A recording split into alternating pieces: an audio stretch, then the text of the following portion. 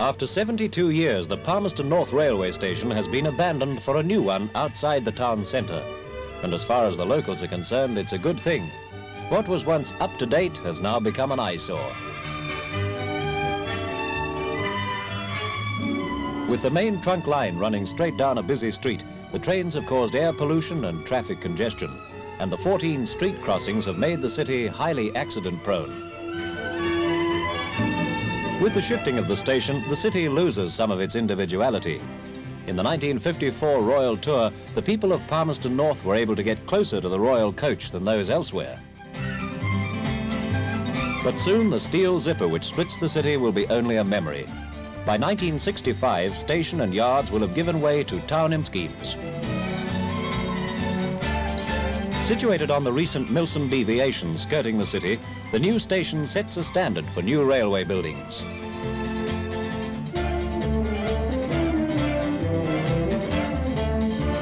Planned as early as 1919, the Milson deviation was finally opened in 1959 by Mr. Nash and the then Minister of Railways, Mr. Moore.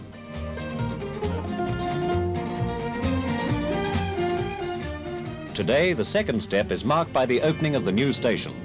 Among the speakers are the Mayor, Mr. G.M. Rennie, and the Member of Parliament for Palmerston North, Mr. W.H. Brown. Minister of Railways, Mr. McAlpine, is presented with an engraved silver tray as a memento.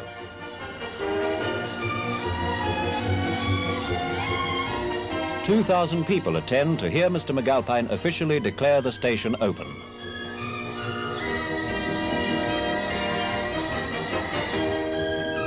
After the ceremony, the official guests and public are given a chance to look over the station.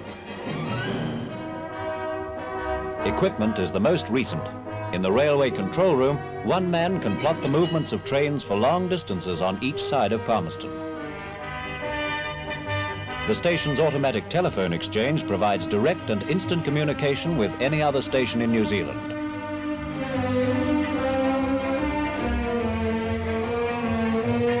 For the passengers on one of the first rail cars through, there's an attractive new cafeteria. Clean and shiny, the station should remain that way, for only diesels will pull up at the platform. 68 trains each day will make this a busy centre. When the new shunting yards are completed, Palmerston North will at last be free of the inconvenience of trains down the main street.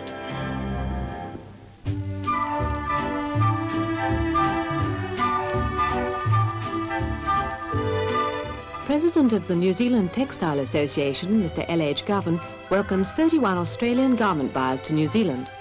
Mr. Holyoke adds to the welcome. This is a new development fostering exports. The New Zealand clothes manufacturers have invited the Australian buyers to come here and are meeting all expenses for the trip.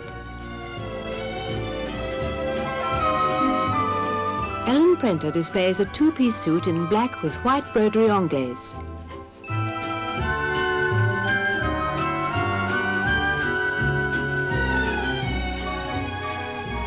In knitwear, there's Anne McClurg with a pale blue bulk knit cardigan. Many of the garments displayed have a novelty and fashion appeal unusual in Australia. This suit, modelled by Anne-Marie Schutzman, is in a pale lime wool with black olive cowl-back blouse underneath.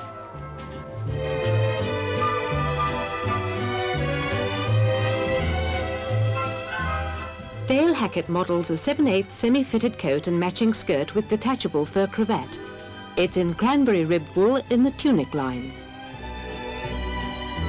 A plain skirt in the American line sets off a double knit jumper suit with a mosaic print top.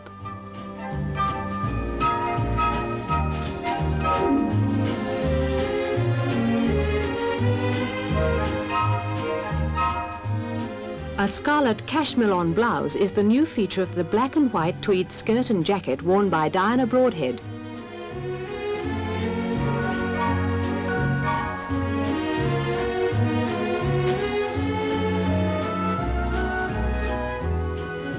From lingerie to evening gowns, the mission is a large success for both parties, with orders worth £75,000 being placed. More than 400 retail outlets in Australia are represented by the buyers, who have found their trip well worthwhile.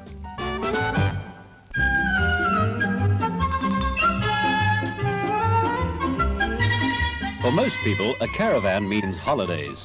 But for the Osborne family of Havelock North, the caravan means work. Their family enterprise takes them all over both islands with their truck and Mark.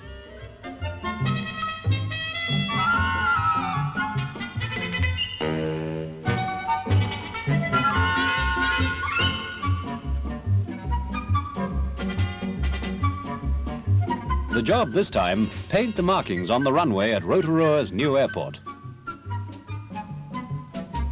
Housework's soon done, and Mrs. Osborne is down on the strip with the men, helping them to line up the job. Mark has two older brothers, Adrian and Wayne, but they've retired from the business meantime in favor of schooling.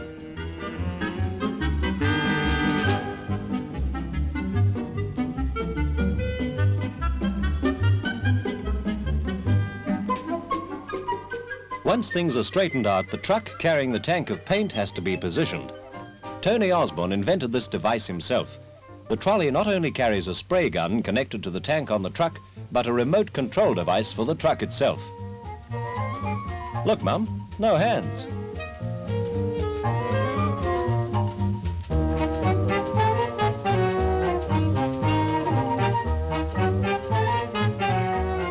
On the runway, it's almost all straight line work. So Tony, with typical ingenuity, does it all with mirrors.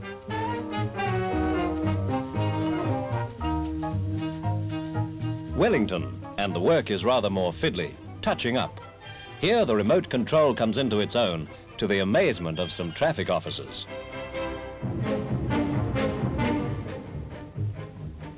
The sprays on the trolley are fully adjustable both for height and separation. Tony Osborne has brought a mechanical pipe dream really down to earth. His road marker is one way of overcoming the labour shortage.